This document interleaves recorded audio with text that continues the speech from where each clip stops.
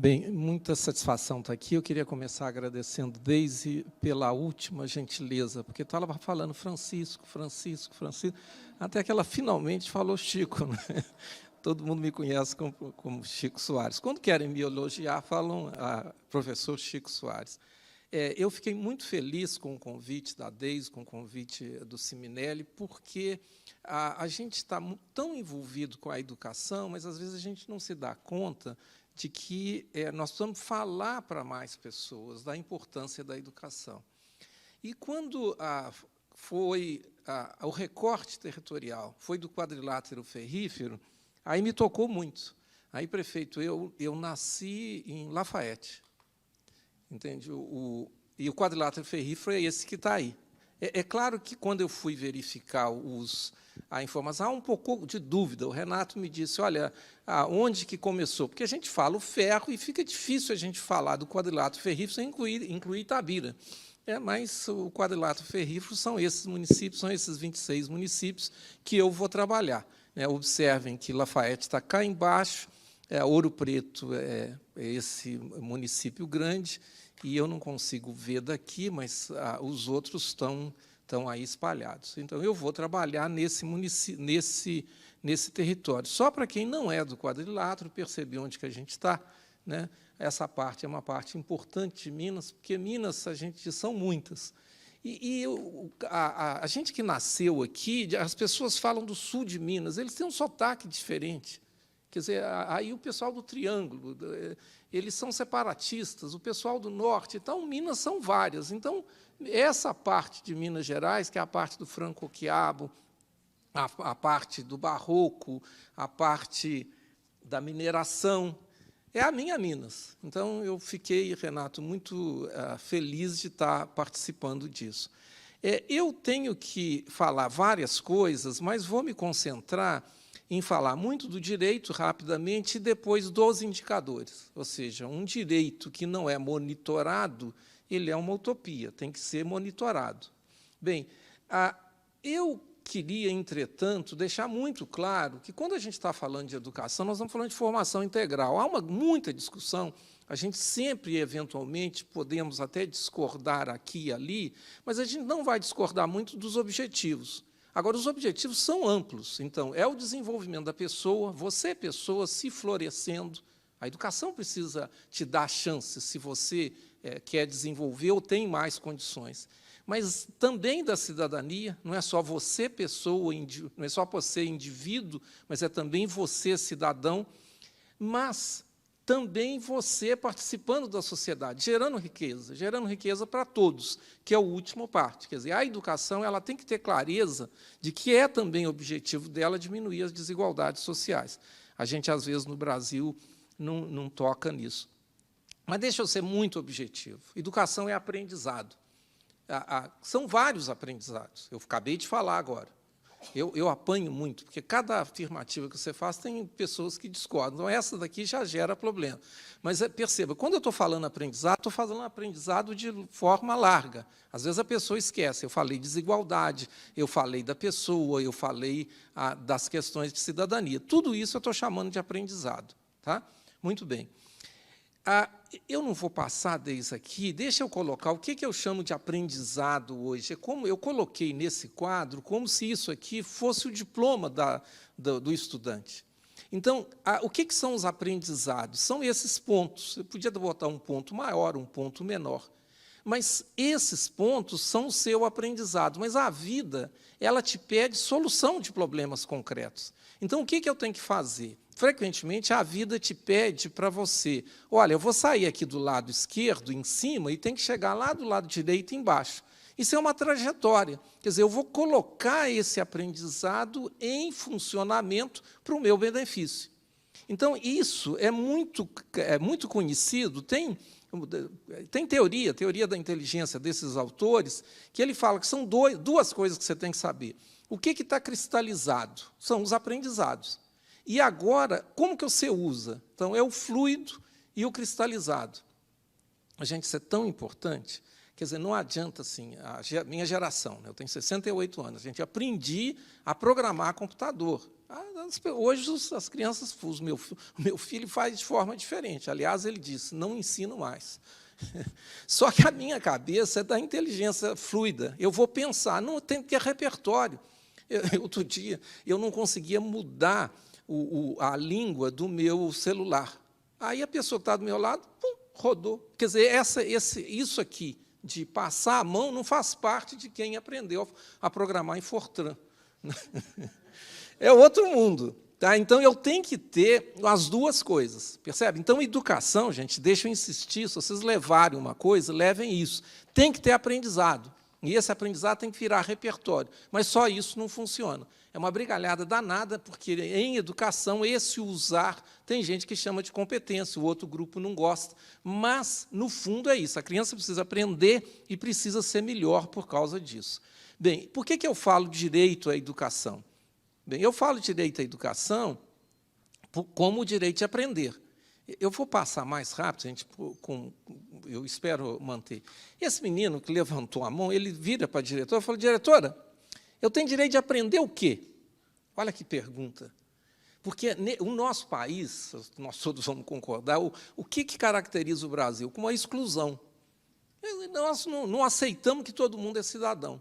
Mas a nossa Constituição diz que é direito à educação. Então, ele está ali, eu o chamo de Jonathan, esse menino simpático, e não somos só nós que estamos interessados nisso. Quer dizer, a gente tem hoje um grande acordo internacional, são 17 objetivos, e o quarto objetivo é o objetivo da educação. Quem faz a secretaria... Ops, agora foi demais. Ô, gente, eu passei um aperto tão grande hoje cedo, porque a minha apresentação sumiu. E, como eu disse, eu não podia ligar para o meu filho e falar, filhinho, onde que ela foi parar? Então, eu ainda estou aqui um pouco acelerado assim, com as coisas. Eu tenho que fechar isso aqui. Está vendo? Isso é repertório. A gente, repertório é tão... Não, estou cheio de gente... Estou cheio de gente aqui da universidade. Essa coisa de repertório é muito séria, sabe por quê? Nós temos a ilusão de que eu vou, através de deduções, chegar na resposta. Entende? Tem que ter repertório, a gente tem que ir na escola, a gente tem que aprender. O Educação 2030 vamos dizer, ele é secretariado pela Unesco, é a grande iniciativa internacional sobre educação. Eu tiro muita satisfação que eu estava no INEP, eu fui na delegação brasileira e nós assinamos virtualmente isso daí. Assinamos o quê? Uma coisa muito razoável. Assegurar educação inclusiva, equitativa, de qualidade e promover a oportunidade de aprendizagem ao longo da vida para todos. Quer dizer, inclusiva, equitativa, eu vou elaborar isso, e de qualidade. Então, é isso que a gente quer. É isso que o menino levantou e falou, olha, eu tenho direito. A gente precisa disso. Tá?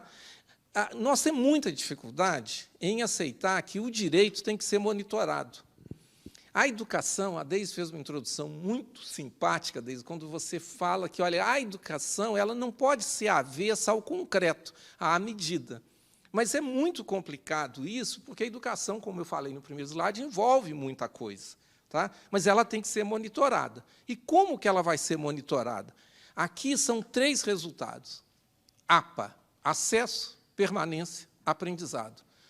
Como eu queria que as pessoas soubessem isso. Educação tem várias coisas. Mas me diga se a criança teve acesso, me diga se a criança permaneceu, me diga se a criança aprendeu.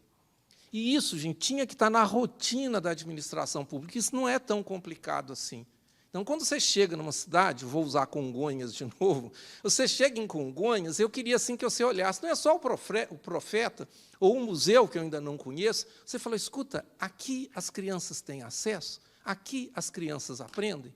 Quer dizer, quando alguém chegar e falar para o prefeito, as crianças aprendem, o que elas aprendem? E isso a gente mudaria, porque lembra lá do que nós estamos falando, seria para todos. Eu preciso elaborar isso, mas eu queria começar com o primeiro indicador. Então, se eu chegar lá em Faete, chegar em Moeda, chegar em Alvinópolis, quando a gente perguntar como está a trajetória, a maioria de nós aqui dentro, nós tivemos uma trajetória regular. O que é isso? 6 anos, na nossa época era 7, né? 7 anos, primeiro ano, 8 anos, segundo ano, e assim sucessivamente. Então, isso é que é trajetória. Então, trajetória é uma associação entre a idade do estudante, o ano escolar, agora não fala mais série, fala ano escolar, e o resultado. O que é resultado? Ele pode ter sido promovido, ele pode ter abandonado, essas coisas. Tá? Então, o resultado pode ser promoção, repetência, abandono ou evasão. Eu estou em processo ainda, trabalhando lá com a minha colega da Faculdade de Educação, a professora Tereza, nós criamos 4 tipos de trajetórias. Tá? Então, a primeira trajetória é a regular. As outras 3 têm problemas. Tá? A segunda é um pouquinho, e a 3 e 4 são complicadas. O Zé Marcos é da minha geração, né? Você vai lembrar, né, Zé Marcos? Prepare o seu coração para as coisas que eu vou contar. Até isso foi uma música de um festival, né? Você lembra, né? Então, é muito duro quando a gente vê esse resultado. Então, aqui eu estou dando primeiro a boa notícia. Então, o tipo 1 é o bom. Então, São Gonçalo, isso aqui, gente, eu pego o dado de uma coorte dos alunos que nasceram em 2007, entre 2006 e 2007. E olho onde essas crianças estavam 9 anos depois. Se elas terminaram, como a gente falava, o ensino fundamental. Tá? O fundamental tem Fundamental 1, Fundamental 2. Esses são os bons resultados. E esses aqui são os resultados ruins. Então, olha a moeda. Só 30% dos estudantes que começaram em 2007 tiveram trajetória regular. Só 30%. Agora, olhem que vocês não olharam, São Gonçalo do Rio Abaixo. Porque, quando eu falei que era o primeiro, todo mundo falou, nossa, São Gonçalo... Não, é só 75%. Quer dizer, 25% das crianças tiveram alguma intercorrência. Entende? E não aconteceu nada. Eu não quero ficar passando aqui muito positivo, não. Eu passei minha vida aqui no campus. Eu me lembro que eu não tinha nada aqui no campus. A gente pegava o ônibus lá na Antônio Carlos. Aí eu entrei no ônibus e tinha uma pessoa, estava ali com dificuldade de pagar, eu ajudei, sentei do lado dele, ele era um alemão, que estava no que eles chamam do gap year. Ele terminou o ensino médio e estava andando pela América Latina. Aí ele sentou do meu lado e falou, eu estava falando espanhol. Ele falou, o que você vai fazer para melhorar o seu país? Amanhã. Ele estava tão impactado com as coisas do país, então que ele falou, vocês têm que tomar uma...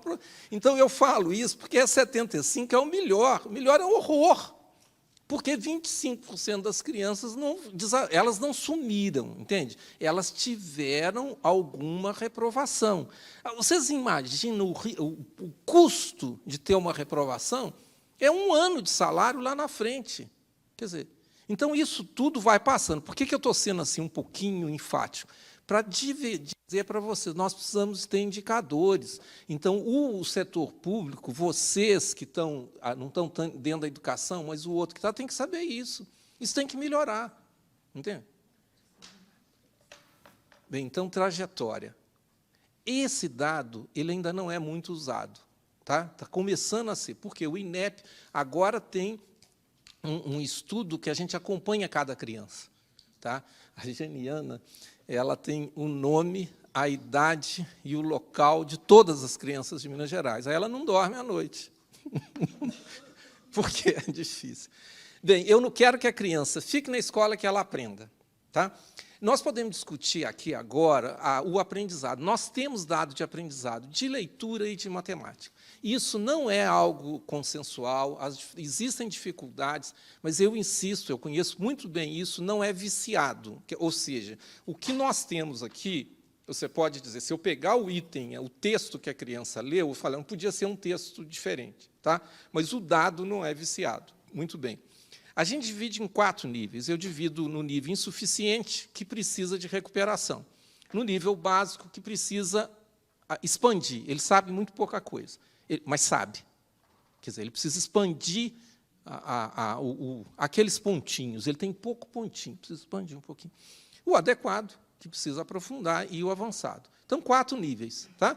Então, agora, olhem aí. Aqui eu estou colocando, primeira notícia boa. Olha, Catas Altas, Santa Bárbara, Sarzedo e Moeda. 5º ano, em 2017. E Lafayette. Eles estão com muita gente acima no adequado e no avançado. Tá? Ou seja, nós temos boas notícias em alguns lugares, em muitos lugares. Tá?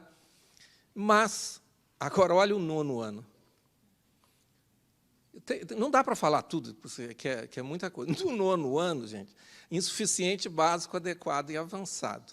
Então, se uma pessoa chega para você e fala que é de Rio Acima, dificilmente ela vai estar aqui na UFMG.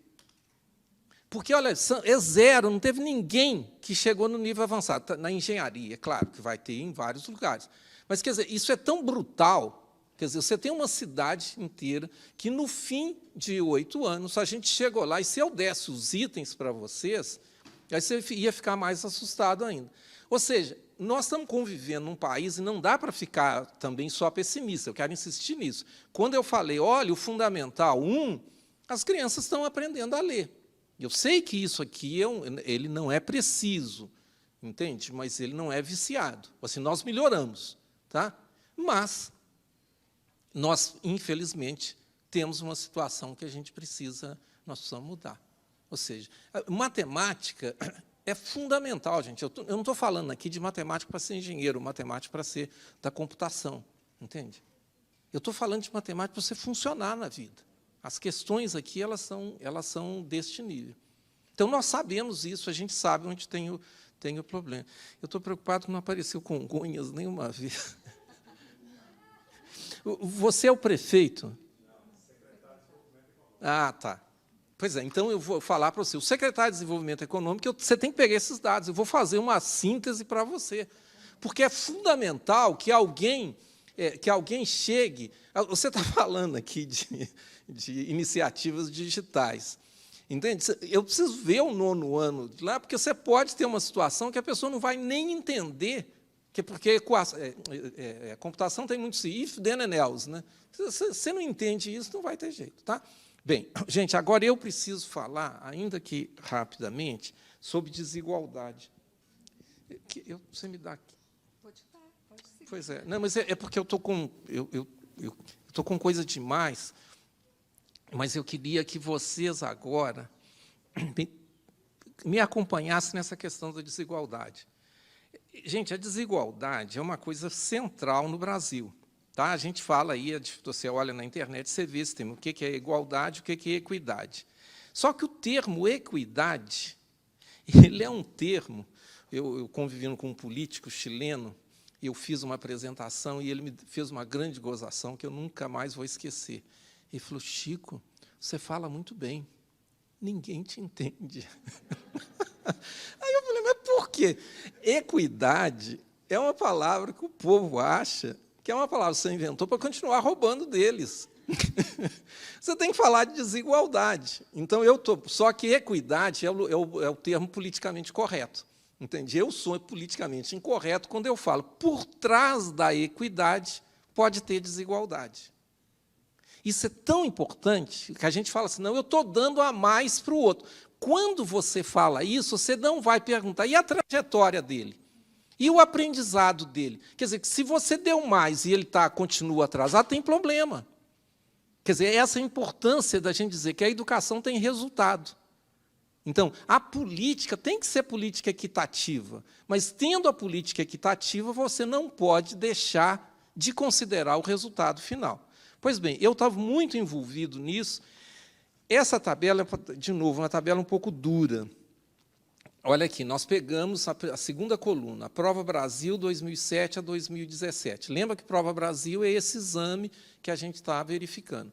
Eu dividi os alunos em 5 grupos de nível socioeconômico. O primeiro é o mais baixo, depois 2, 3, 4 e o quinto, que é o mais alto. Tá? Todos os anos. Olhem na primeira linha, em 2007. Os de baixo estavam com 180. Os de cima estavam com 204. A diferença era 24. Aí, olha o que acontece no Brasil. É muito complicado, é muito duro isso.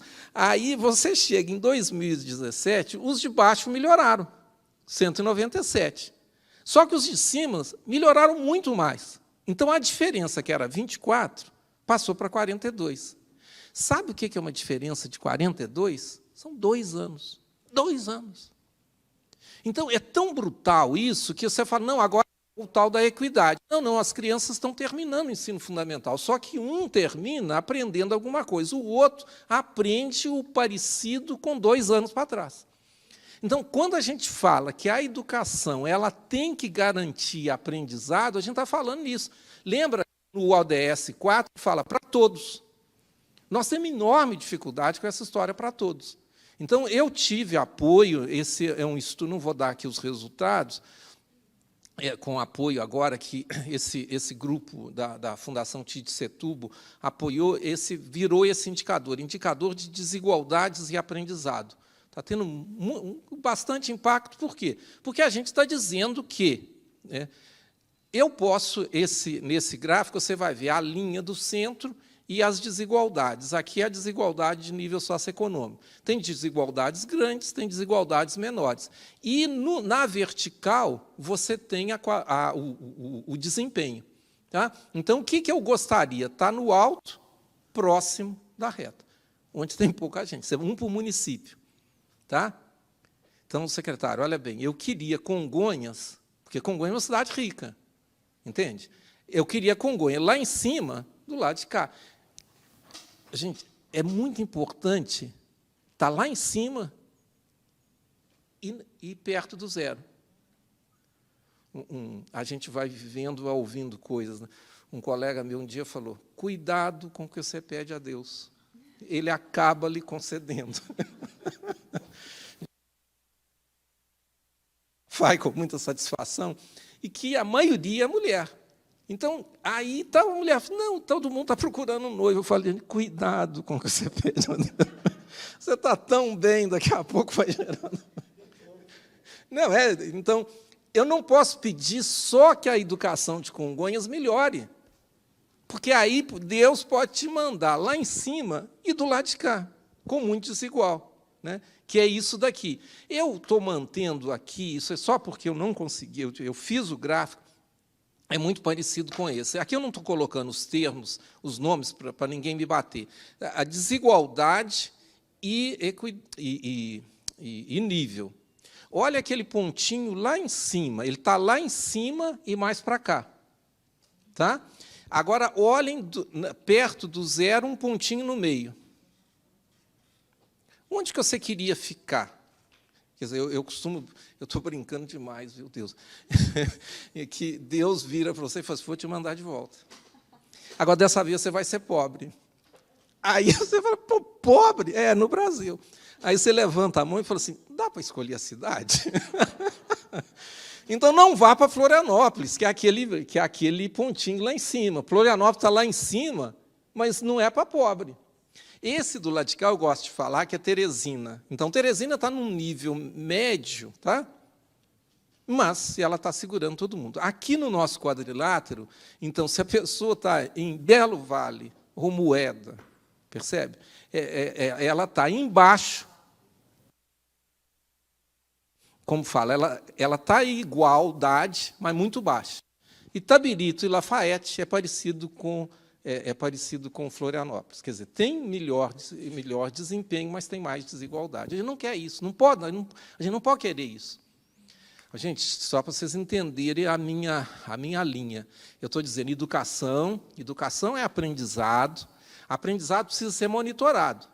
Daí tem muitas consequências disso, mas se a gente não impacta isso daqui, a gente começa a viver num outro mundo. Então, o Brasil tem problema de desempenho e tem problema de desigualdade. Qual é o grande indicador que se usa para medir a educação no Brasil? Todo mundo só fala no IDEB.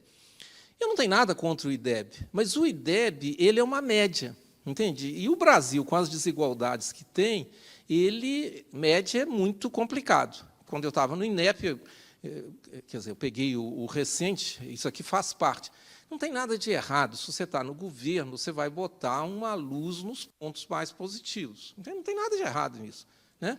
Então, a gente apresentava dizendo, eu era assim, olha lá em 2005, você tinha um IDEB muito baixo. País mais... Ixi, eu ia falar verde, amarelo.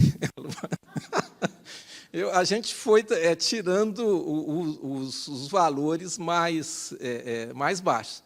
Então, houve melhoria, tá? Mas isso tudo, gente, tem que ficar que nós temos que melhorar. Aqui eu estou dizendo, olha, aqui eu queria. Houve melhoria? Sim, no Fundamental 1. Tá? Isso aqui é rede municipal do Fundamental 1, anos iniciais, como a gente fala. Nos anos finais, nós estamos com problemas. Quer dizer, você tem alguns municípios com nível médio, agora está ali Congonhas, e a grande maioria dos municípios com nível médio-baixo, do IDEB. Tá? É o mesmo quadro. Quer dizer, mesmo no desempenho, esse indicador ele é importante porque todo mundo só fala nisso. Todo mundo quer aquela brincadeira. Não basta ter um IDEB alto. Eu não tenho problema com o IDEB, mas com o IDEB é baixo, ele está sinalizando alguma coisa. Ele está sinalizando alguma coisa séria, que não houve aprendizado. Bem, a gente não posso deixar de falar da ideia de recurso. Eu falei muito de aprendizado, de resultado, de trajetória, mas eu deveria, se eu pudesse, gastar um tempo igual para recursos. Tá? Bem, a questão de recurso no Brasil, eu só trouxe esse gráfico, vocês vão ver na linha de baixo, valor aluno ano. Primeira coisa é o seguinte, a gente que é classe média, quando fala R$1.000 por mês, você acha baratíssimo. Não, lembra da escala. Quer dizer, uma coisa é você ter 500, 600, 1.000, até 2.000 alunos. Outra coisa é você ter 50.000 alunos. Então, esse valor de 12.000 é um valor substancial. Tá? A gente calcula, tem escolas privadas já ainda de capital privado em São Paulo, eles ainda não estão tendo lucro, mas eles estão cobrando 500 por mês.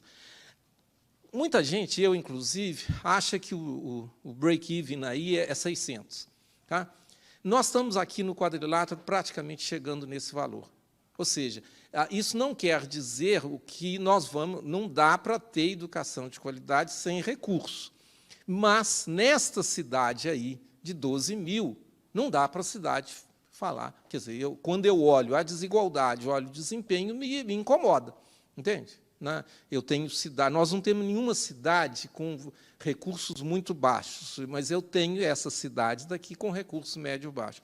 Eu tenho todos os valores. Eu queria terminar agora com... Olha, eu disse, educação é aprendizado. Guardem isso, educação é aprendizado. São dois aprendizados, o aprendizado do repertório, o aprendizado de utilizar o repertório.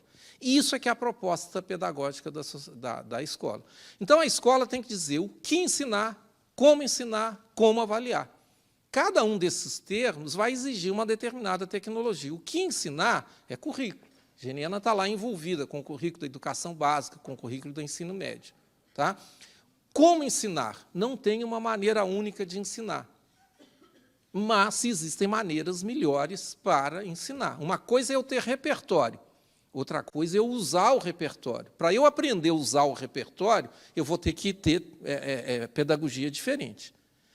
E o avaliar, gente, para mim, o avaliar, antes de ser avaliar, é verificar se o direito foi ou não atendido. Então, a gente precisa fazer as pazes com isso, é importante. Aquele menino, quando levanta a mão, ele está dizendo, oi, Chico, presta atenção em mim, eu não aprendi.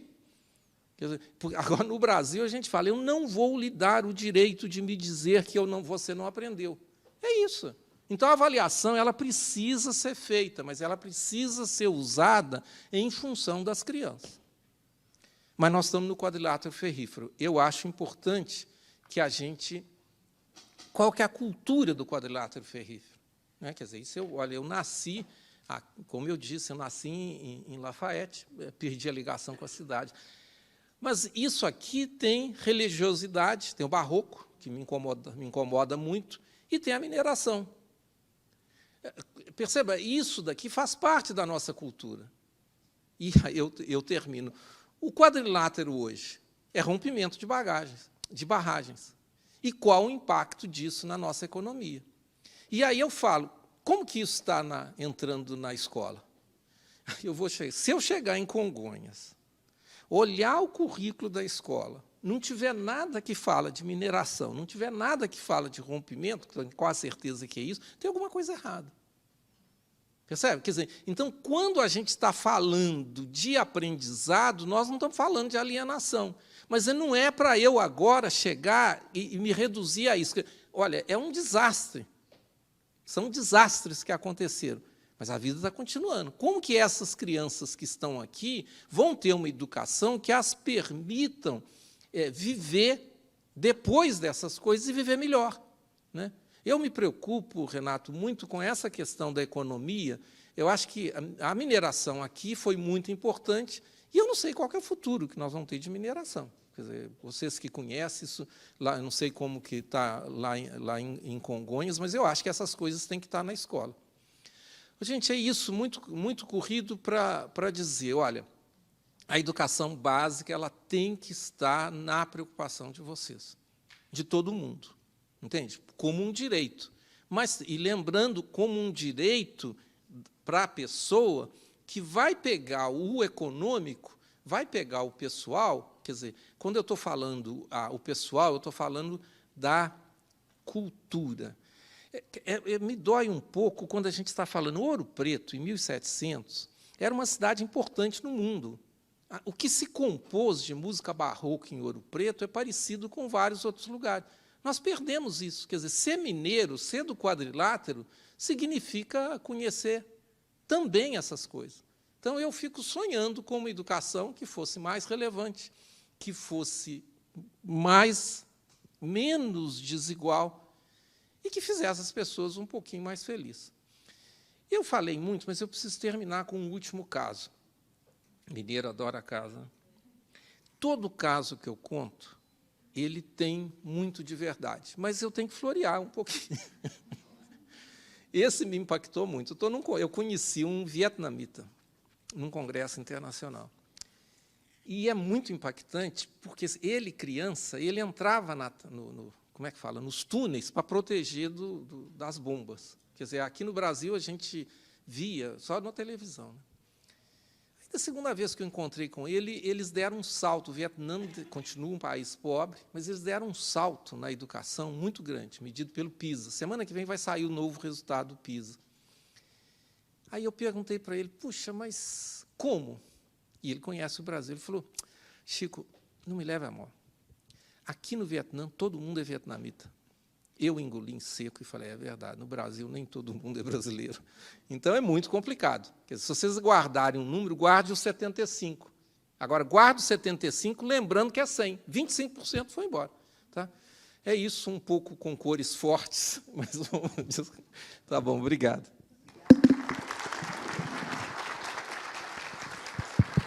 Obrigada, né? Sempre essa leveza para falar de coisas muito complicadas. Geniana.